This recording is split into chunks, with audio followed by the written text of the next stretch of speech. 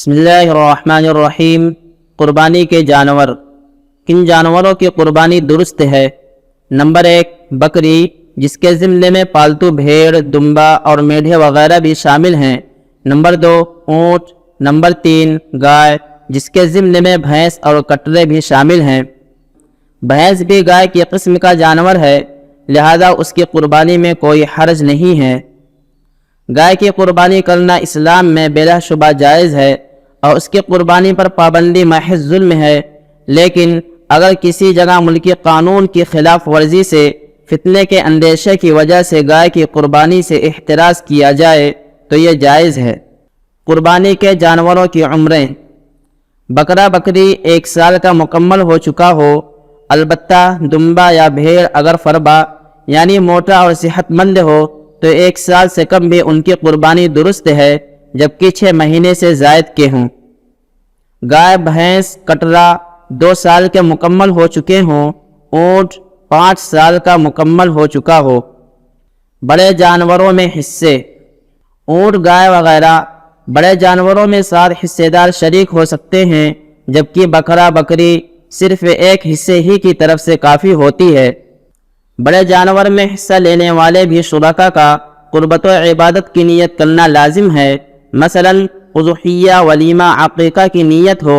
لہذا اگر کسی شخص نے غیر قربت، مثلا اپنی دکان میں گوشت بیچنے کے لیے حصہ لیا تو اس جانور میں حصہ لینے والے کسی بھی شریک کی قربانی درست نہ ہوگی۔ نفلی طور پر ثواب پہنچانے کی نیت سے اگر کئی لوگ ایک جانور میں یا جانور کے کسی حصے میں مشترک طور پر شریک ہو جائیں اور اس کا ثواب کسی میت یا زندہ کو پہنچا دیں تو اس میں شرعاً کوئی حرج نہیں ہے۔ اس سے دوسرے حصے داروں کی قربانی پر کوئی اثر نہیں پڑے گا، کیونکہ اس حصے کے لینے سے واجب کی ادائیگی مقصد نہیں ہے، بلکہ طلب ثواب پیش نظر یعنی ثواب حاصل کرنا ہے۔ قربانی کے ساتھ ولیمے کا حصہ لینا۔ ولیمہ کرنا سنت ہونے کی بنا پر موجب ثواب ہے، لہذا اگر کوئی شخص بڑے جانور میں ولیمہ کے نام پر حصہ لیتا ہے تو یہ بھی درست ہے، اس سے قربانی کرنے والوں کے حصے پر کوئی اثر نہ پڑے گا۔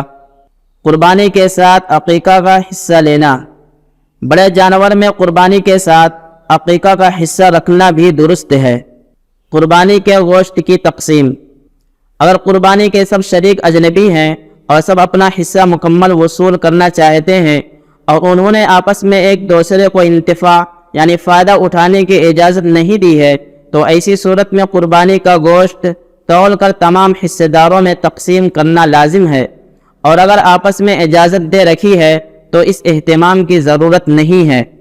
اگر بڑے جانور میں ایک ہی گھر کے افراد شریک ہوں یا سب حصے دار ایک دوسرے کو انتفاع یعنی فائدہ اٹھانے کی اجازت دے دیں تو ذبح کے بعد اس کے گوشت کو تول کر الگ الگ کرنا ضروری نہیں ہے، بلکہ حسب ضرورت سب لوگ استعمال کر سکتے ہیں۔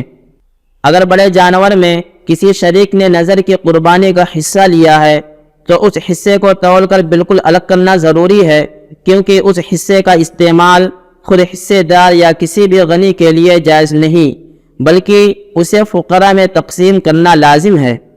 اگر بڑے جانور میں حصے دار متعین ہو چکے ہیں تو ذبح کے وقت ہر ایک کا نام لینا ضروری نہیں، بلکہ مطلق ذبح سے سب کی قربانی درست ہو جائے گی۔ سبحان ربک رب العزت عما یصفون وسلام علی المرسلین والحمد للہ رب العالمین۔